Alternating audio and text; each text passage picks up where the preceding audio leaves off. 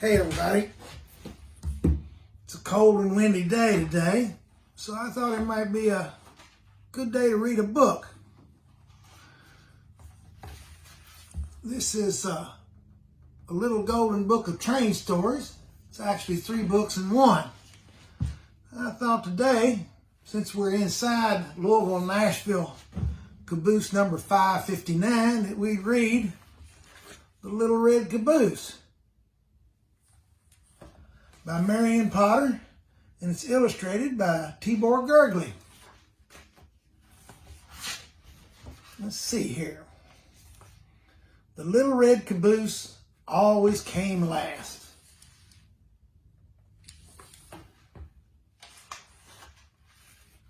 First came the big black engine, puffing and chuffing. Then came the boxcars.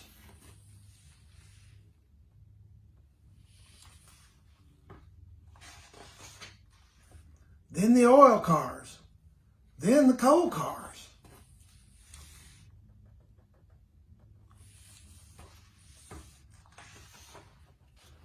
Then the flat cars. Sometimes they were switched around in different orders, but the Little Red Caboose always came last.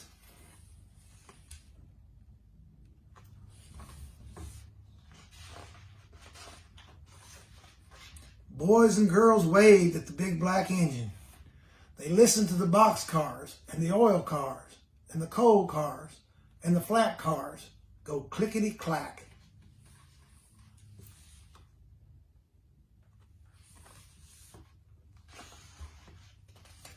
But by the time the Little Red Caboose came along, the boys and girls were turning away because the Little Red Caboose always came last.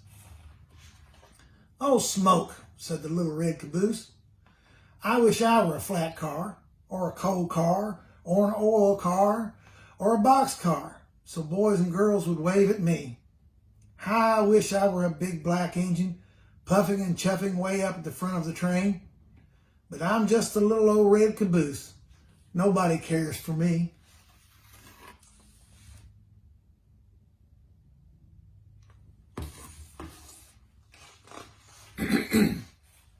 One day the train started up a mountain.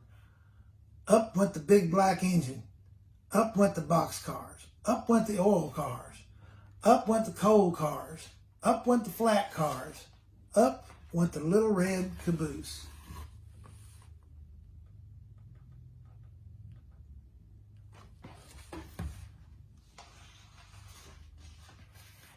"Hang on tight, Little Red Caboose," called the flat car. "This is a long, tall mountain, and you are the last car on the train."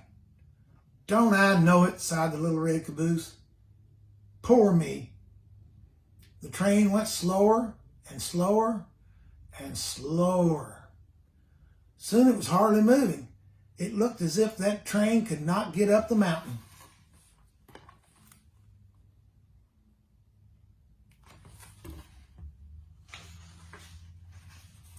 "Look out, little caboose," called the flat car.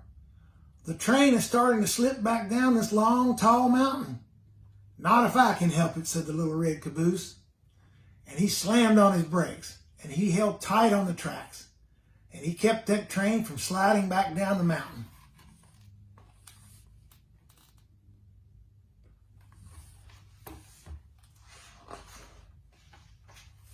Then, bump!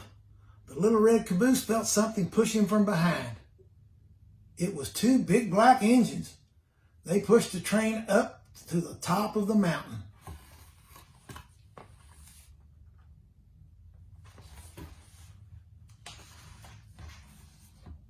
"We couldn't have done it," said the big black engines, "if it had not been for the Little Red Caboose." Everyone cheered, and the Little Red Caboose nearly burst with pride. Now children wave at the big black engine and at all the cars.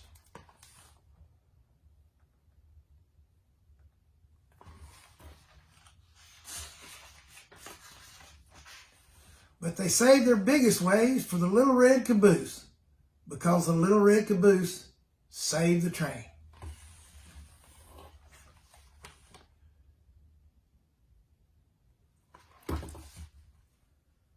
Well, that was a good story. Wonder what we can learn from the Little Red Caboose and what he learned about himself and his own importance. Hope you enjoyed that as much as I did. So long.